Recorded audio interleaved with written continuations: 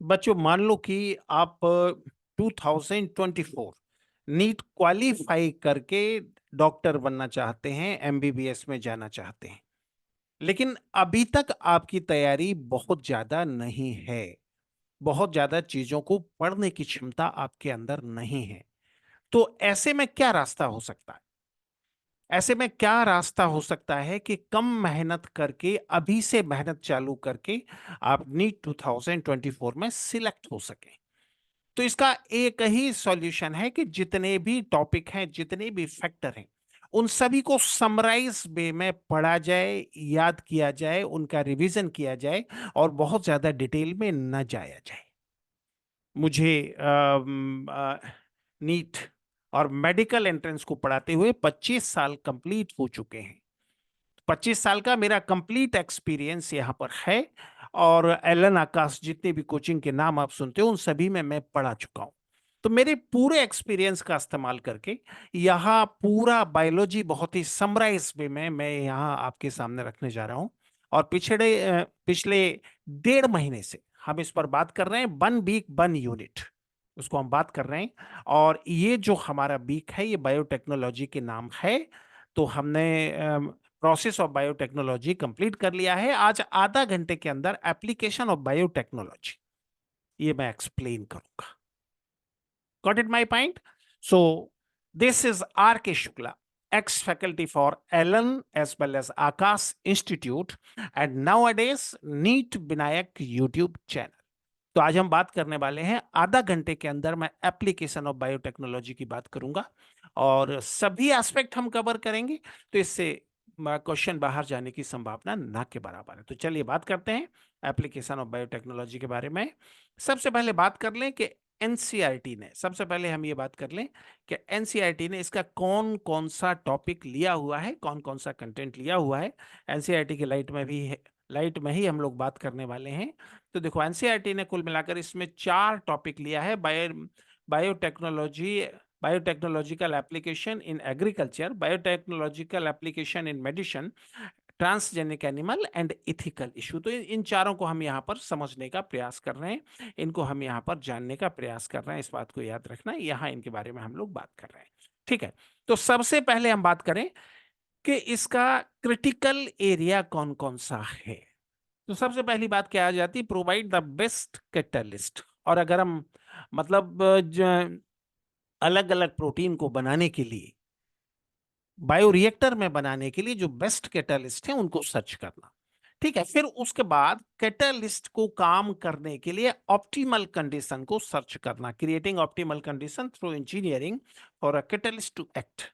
और उसके बाद डाउन स्ट्रीम प्रोसेसिंग की टेक्नोलॉजी का डेवलपमेंट करना। डाउन स्ट्रीम प्रोसेसिंग में हम किसकी बात करते हैं? हम बात करते हैं कि जो प्रोडक्ट हम बना चुके हैं उसका प्यूरिफिकेशन, आइसोलेशन, ये सब डाउन स्ट्रीम प्रोसेसिंग के अंतर्गत आता है। इसके बारे में हम यहाँ डिस्कस करते हैं। अब सबसे पहले पॉइंट पर आ जाते हैं, जेनेटिकली मॉडिफाइड ऑर्गेनिज्म। तो बच्चों सबसे पहले मान लो जीएमओ का मतलब क्या होता है। जेनेटिकली मॉडिफिकेशन का मतलब क्या है कि उसके जीन को मॉडिफाई करना। मॉडिफाई हम कैसे कर सकते हैं? हम 2 तरीके से कर सकते हैं। अगर उसमें ऐसा कोई जीन है जो हानिकारक है तो उसको हम बाहर निकाल सकते हैं। और अगर किसी एडिशनल जीन की जरूरत है, जैसे कॉमन काऊ, हमने कॉमन काऊ से क्या बनाया? हमने कॉमन काऊ को मॉडिफाई करके क्या बनाया? रोजी बनाया। रोजी के मिल्क में प्रोटीन का कंटेंट बहुत ज्यादा है, क्योंकि हमने प्रोटीन को बनाने वाला एडिशनल जीन उसमें इंसर्ट किया है। इसी तरह से ब्राउन राइस जो आता है उसमें उसमें दूसरे न्यूट्रिशनल कंटेंट की क्वांटिटी ज्यादा है। तो जब इस तरह से हम जीन को मॉडिफाई करते हैं तो ऐसे जो ऑर्गेनिज्म है वो क्या कहलाते हैं? ट्रांसजेनिक एनिमल और transgenic plant as well as genetically modified organism. तो याद रखना ये जीएमओ, जेनेटिकली मॉडिफाइड ऑर्गेनिज्म का ये मतलब है। चलिए, तो अब हम बात करते हैं कि जीएमओ का इस्तेमाल हमने किन किन कामों में किया है, जरा इस बात को समझ लो। देखो, plant, bacteria, fungus, animal whose genes have been altered by manipulation are called as genetically modified organism। Plant have been useful in many way. Plant का इस्तेमाल हम कई तरीके से कर सकते हैं। कैसे कर सकते हैं देख लो। जेनेटिक मॉडिफिकेशन है। आखिर हम क्यों जेनेटिक मॉडिफिकेशन करते हैं? सबसे पहली बात ये, made crop more tolerant to abiotic stress. जैसे जम्मू कश्मीर जैसे एरिया में जहां बहुत ज्यादा ठंड पड़ती है, अगर हम राजस्थान की बात करें जहां सूखा पड़ता है, अगर हम समुद्र तट की बात करें जहां सॉल्टी वाटर होता है, या कहीं टेम्परेचर बहुत ज्यादा होता है, तो ऐसी कंडीशन में प्लांट का डेवलपमेंट हो सके, मतलब जो एबायोटिक स्ट्रेस के लिए ये टॉलरेंट हो सके। दूसरा, reduce reliance on chemical pesticide, pest resistant crop. ठीक है, याद रखना बच्चों, एक छोटी सी बात मैं आपको बताता हूं। हमारे यहाँ सबसे पहले जो ग्रीन रिवॉल्यूशन हुआ था, वो कहाँ हुआ था? पंजाब, हरियाणा और पश्चिमी उत्तर प्रदेश। अब यहाँ पर यहाँ की जो सॉइल है वो टॉक्सिक होती जा रही है, क्योंकि पिछले 40-50 सालों में हमने बहुत ज्यादा पेस्टिसाइड का, फर्टिलाइजर का, इंसेक्टिसाइड का इस्तेमाल किया है। तो हमें ऐसी फसल अब डेवलप करना है जो ऑर्गेनिक हो, जिसमें पेस्टिसाइड, फर्टिलाइजर और इंसेक्टिसाइड का इस्तेमाल हमें न करना पड़े। इस बात को अच्छी तरह से यहां पर दिमाग में सेट करके रखना है। ठीक है, फिर तीसरी बात जो यहां पे याद रखना है, help to reduce post harvest losses. ठीक है, हार्वेस्टिंग के बाद जो लॉस होते हैं उससे बचाना, और increased efficiency of mineral usage by plant. Plant में मिनरल की क्वांटिटी को बढ़ाना, उसकी मात्रा को बढ़ाना, ताकि उसका न्यूट्रिशनल वैल्यू बढ़ सके। ठीक है, फिर enhance nutritional value of food like golden rice. Golden rice में क्या है? विटामिन ए है। ठीक है, तो हमने क्या किया? विटामिन ए वाली एडिशनल जीन इसमें डाल दी। फिर tailor made plan to supply alternative resources to industry in the form of starches, fuel and pharmaceutical, इनके लिए चीजों को बनाना। और उसके बाद पेस्ट रेजिस्टेंट प्लांट को बनाना। जैसे बीटी कॉटन है, बीटी कॉटन क्या करता है? बीटी कॉटन इंसेक्ट को रेजिस्ट करता है, तो ऐसे एनिमल को बनाना, ये इसमें सारे के सारे हमारे ऑब्जेक्टिव हैं। इस बात को अच्छी तरह से दिमाग में सेट करके रखना है। तो ये जीएमओ के हमारे objective. Got it my point? अब यहाँ पे हम बात करें, इसका जो सबसे अच्छा एग्जाम्पल है बीटी टॉक्सिन बायोपेस्टिसाइड। ठीक है, अब एक बात याद रखना, एक बैक्टीरिया में बैसिलस थ्यूरीजिएंसिस, जिसको कॉमनली हम कहते हैं बीटी, इसका खास कैरेक्टर क्या है? इसका खास कैरेक्टर यह है, ये एक प्रोटोटॉक्सिन बनाता है।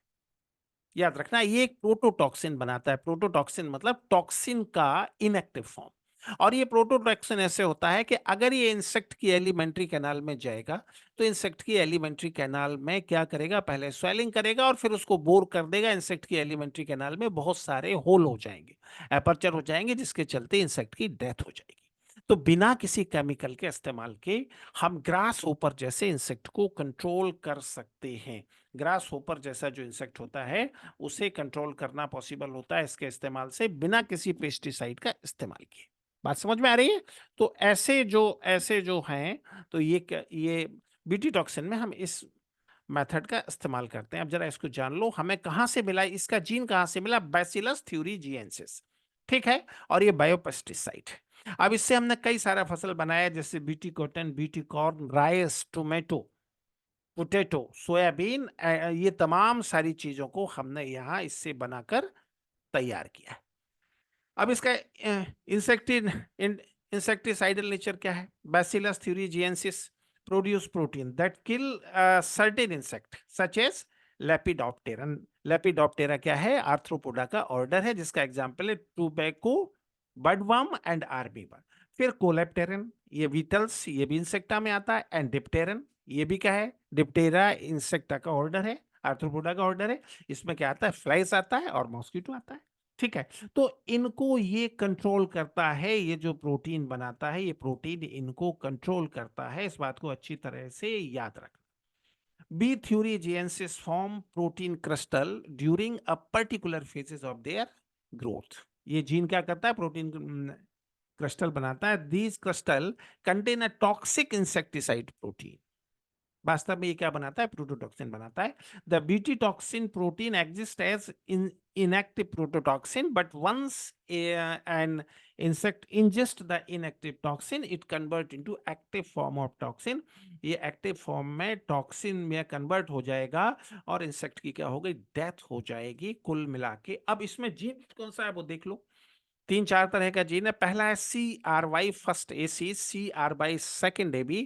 ये किसको कंट्रोल करता है? कॉटन बॉलवर्म को। और CRY फर्स्ट AB किसको करता है? कॉर्न बोरर को। इतनी बातें हमें इसके बारे में पढ़ना था। ठीक है, अब उसके बाद में आता है पेस्ट रेजिस्टेंट प्लांट। बच्चों एक बात यहां पे समझ लो, देखो RNA इंटरफियरेंस एक टॉपिक। RNA इंटरफियरेंस का मतलब क्या है? जैसे कि मान लो किसी जो है पेस्टिसाइड का जेनेटिक मटेरियल डीएनए, पेस्टिसाइड का जेनेटिक मटेरियल मान लीजिए डीएनए है, या किसी वायरस का जेनेटिक मटेरियल डीएनए है, या मान लो कि एमआरएनए। ठीक है, अब उसका जेनेटिक मैटर अंदर पहुंचा किसमें? ऑर्गेनिज्म की बॉडी में। वो क्या करेगा? ट्रांसक्रिप्शन करेगा, जिससे क्या बन जाएगा? जिससे बन जाएगा एमआरएनए। अब मान लो कि उस एमआरएनए का कॉम्प्लीमेंट्री स्ट्रैंड बनाने वाला जीन ऑलरेडी उस पैथोजन में है, उसका कॉम्प्लीमेंट्री स्ट्रैंड ऑलरेडी उसमें है। तो क्या होगा कि ऑलरेडी जो कॉम्प्लीमेंट्री आरएनए स्ट्रैंड है वो नए बनने वाले आरएनए स्ट्रैंड के साथ पेयरिंग कर लेगा और ये डबल स्ट्रैंडेड एमआरएनए बन जाएगा, जिसके चलते ट्रांसलेशन नहीं हो पाएगा, पैथोजन के प्रोटीन नहीं बन पाएंगे। और जब पैथोजन के प्रोटीन नहीं बन पाएंगे तो पैथोजन होस्ट की बॉडी में सरवाइव नहीं कर पाएगा। This activity is called as RNA interference. ये क्या कहलाता है? ये आरएनए इंटरफियरेंस कहलाता है। यहां पर देख लो यही सब लिखा हुआ है। Nematode Meloidogyne incognita infect the root of tobacco plant and cause a great reduction in yield. It may be controlled by process of RNA interference. ये जो इनकॉग्निटा है, मेलोई मेलोइड गाइन इनकॉग्निटा जो है, इसका कंट्रोल कैसे होगा? कि इसका जो आरएनए बनता है उसका कॉम्प्लीमेंट्री ऑलरेडी पहले होगा। This method involve silencing of specific RNA due to a complementary double stranded RNA molecule that bind to and product and prevent translation of mRNA. MRNA का ट्रांसक्रिप्शन तो हो जाएगा लेकिन ट्रांसलेशन नहीं हो पाएगा। और ये जो कॉम्प्लीमेंट्री आरएनए का जीन हमें कहाँ से मिलता है? Retrovirus using agrobacterium vector. Retrovirus से मिलता है। बैक्टीरियम कौन सा इस्तेमाल करते हैं? एग्रोबैक्टीरियम। ये इसका वेक्टर इस्तेमाल करते हैं। नीमेटोड स्पेसिफिक जीन बर introduce into the host plant. इसको हम कहाँ इंट्रोड्यूस कर देंगे? होस्ट प्लांट में। अब उसके बाद बात करेंगे बायोटेक्नोलॉजिकल एप्लीकेशन इन मेडिसिन। अभी तक सारी दुनिया में 30 बायोटेक्नोलॉजिकल मेडिसिन का इस्तेमाल हो रहा है, हमारे देश में 12 का हो रहा है। हालांकि ये पुराना डाटा है 2017 का, आज की तारीख में इससे ज्यादा का इस्तेमाल है। सबसे अच्छा एग्जाम्पल क्या है? सबसे अच्छा एग्जाम्पल है जेनेटिकली इंजीनियर्ड इंसुलिन। अब बच्चों यहाँ पे एक बात समझ लो, इंसुलिन का इस्तेमाल हम किसके लिए करते हैं? डायबिटीज के ट्रीटमेंट के लिए। ओरिजिनल जो इंसुलिन होता है उसमें तीन वो होता है polypeptide change, A B and C। और ए और बी किससे जुड़ता है? डाइसल्फाइड से। ए और बी को काम करना होता है, मतलब इसको ग्लूकोज को ग्लाइकोजेन में बदलना होता है। बट सी उसे क्या करता है? इनएक्टिव बनाता है। हमारी बॉडी में क्या होता है कि जब इंसुलिन पैंक्रियाज से निकलकर एक्सन साइट पर जाता है, एक्सन साइट इसका जब ये एक्सन साइट में जाएगा, पैंक्रियाज से निकलकर लीवर में जाएगा, तो इसका जो सी स्ट्रैंड है वो जो है अलग हो जाता है और केवल ए और बी रह जाते हैं। और जब सी स्ट्रैंड अलग हो जाता है तो ए और बी स्ट्रैंड का क्या रहेगा? ए और बी स्ट्रैंड फंक्शनल हो जाएगा। जब हम इसको बायोटेक्नोलॉजी से बनाते थे तो उसमें व्यवहारिक दिक्कत आती थी कि तीनों स्ट्रैंड बन जाते थे। और जब इसको इंजेक्ट हम करते थे डायबिटिक पेशेंट की बॉडी में, तो इंजेक्शन की कंडीशन में सी स्टैंड अलग ही नहीं होता था। तो इंसुलिन नॉन फंक्शनल फॉर्म में रहता था और काम नहीं कर पाता था। एली लिली ने क्या किया? उन्होंने केवल ए और बी स्ट्रैंड को डेवलप करने वाला जीन बनाया। ठीक है, और उसको डाइसल्फाइड से जोड़ दिया और उसको इंजेक्ट कर दिया। उसने सी को बनाया ही नहीं, जिस तरीके से क्या हुआ, इसका फॉर्मेशन हो गया। Got it my point? तो यही सब बातें देखो यहाँ पर, यही सब बातें यहाँ पर लिखा है, A B and C chain of insulin, यही सब बातें यहाँ पर दिया हुआ है। और उसके बाद फिर ये जो मतलब सी पेप्टाइड की हमें जरूरत नहीं थी, उसको अलग निकालना पॉसिबल नहीं था, यही सब बातें यहाँ पे। मैच्योरेशन में क्या होता है, सी पेप्टाइड अलग हो जाता है, और सी पेप्टाइड के अलग होने की वजह से ये फंक्शनल हो जाता है। In 1983 Eli Lilly American company prepare 2 DNA sequence corresponding A and B chain of human insulin and introduce them into plasma E. coli and produce insulin chain. तो इन्होंने क्या किया, सी को बनाया ही नहीं, ए और बी को डाइसल्फाइड से बाउंड कर दिया, उसका इंजेक्शन लगा दिया और ये सक्सेसफुल हो गए। फिर बात करेंगे जीन थेरेपी के बारे में। जीन थेरेपी में हम क्या करते हैं बेटा, दो तरीके हैं जीन थेरेपी के, दो तरीके। पहला तरीका ये है कि अगर किसी पर्सन में कोई जीन डिफेक्टिव है, जैसे इंडिया की बहुत सारी रॉयल फैमिली में हीमोफीलिया में फैक्टर 8 को बनाने वाला जीन नहीं था, तो वो सब कैसे थे, हीमोफिलिक थे।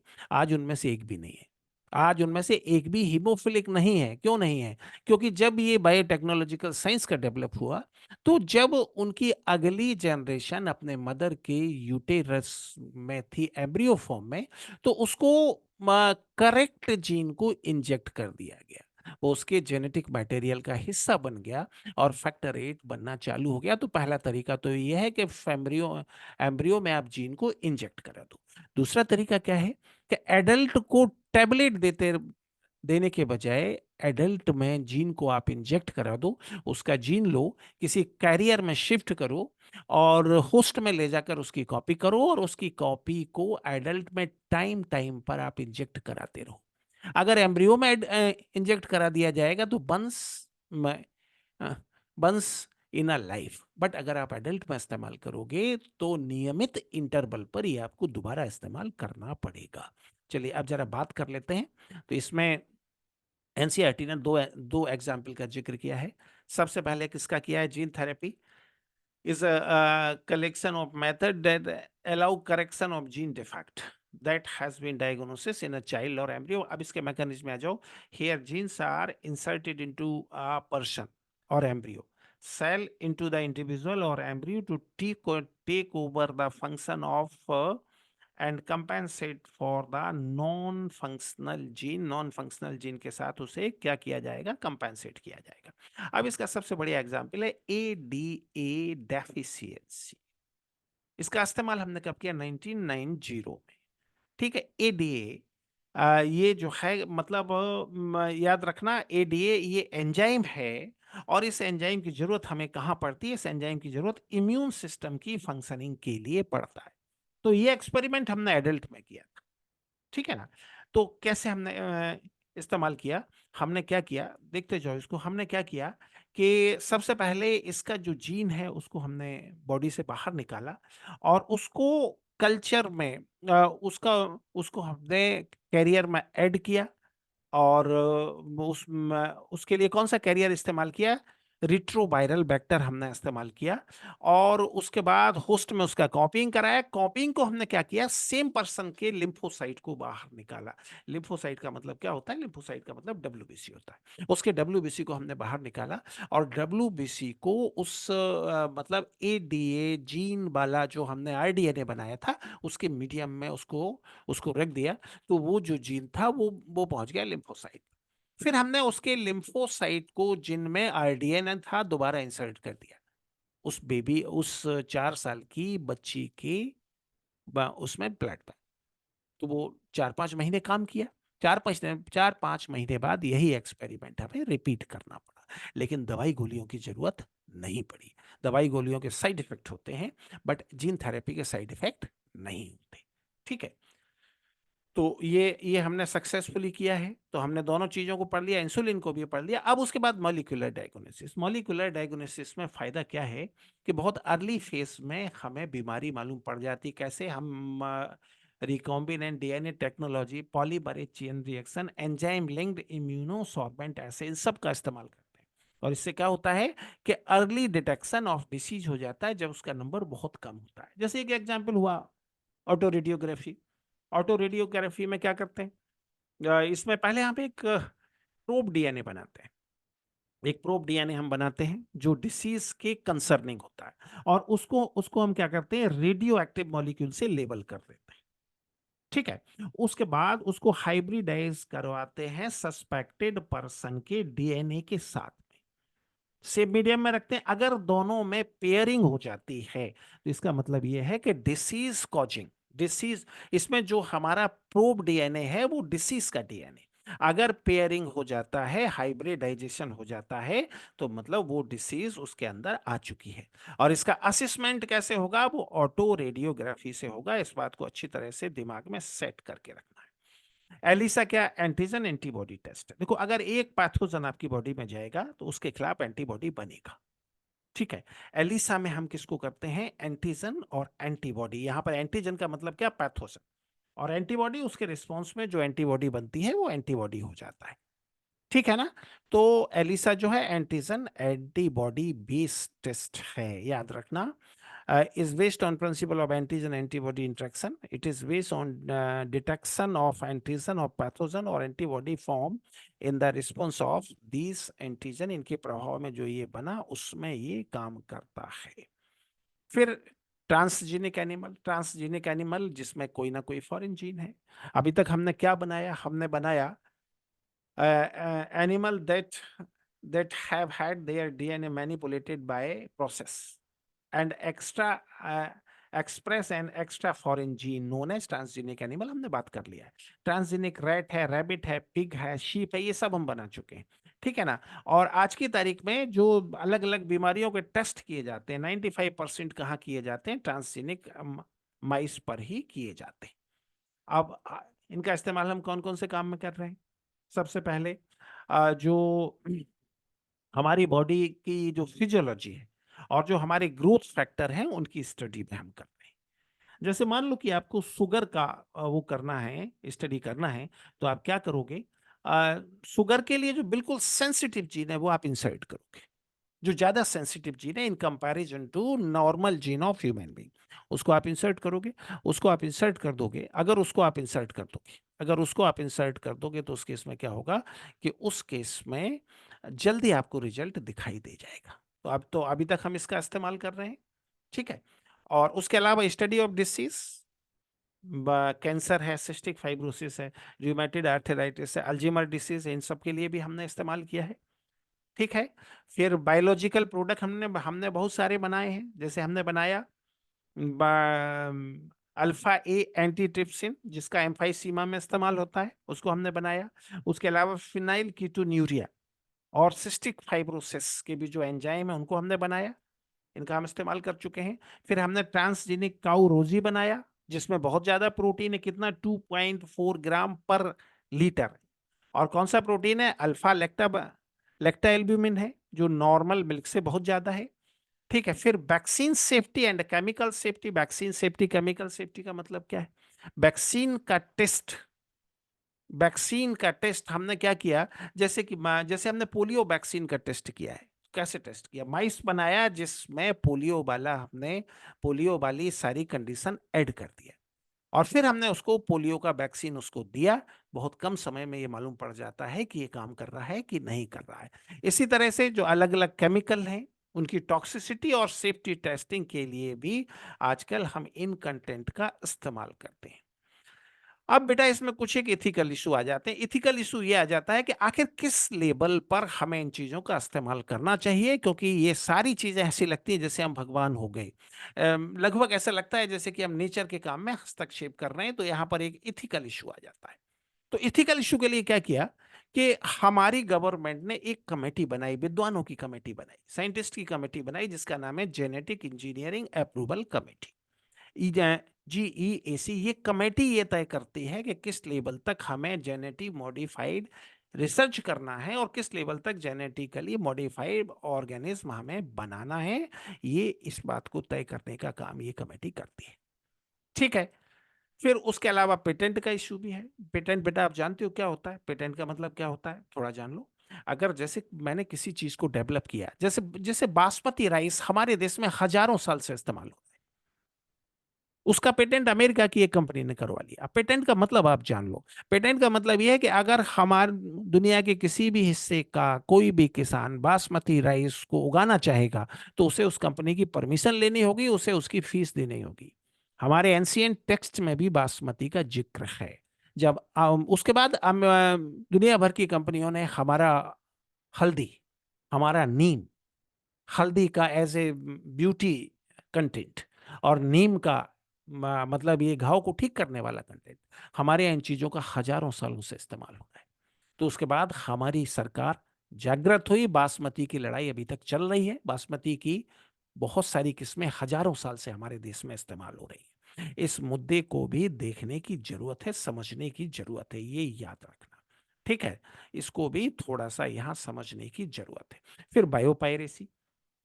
बायोपायरेसी का मतलब क्या होता है?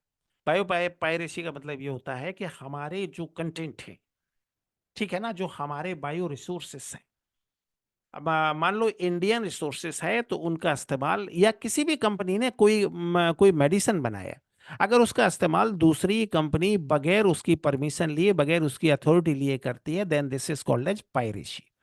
और जब ये बायोलॉजी की फील्ड में होता है तो क्या कहलाता है? बायो पायरेसी कहलाता है। बायोटेक्नोलॉजी के बाद ये इशू बहुत ज्यादा बढ़ गया है, तो उसके लिए इंडियन पार्लियामेंट ने एक कायदा भी बनाया है।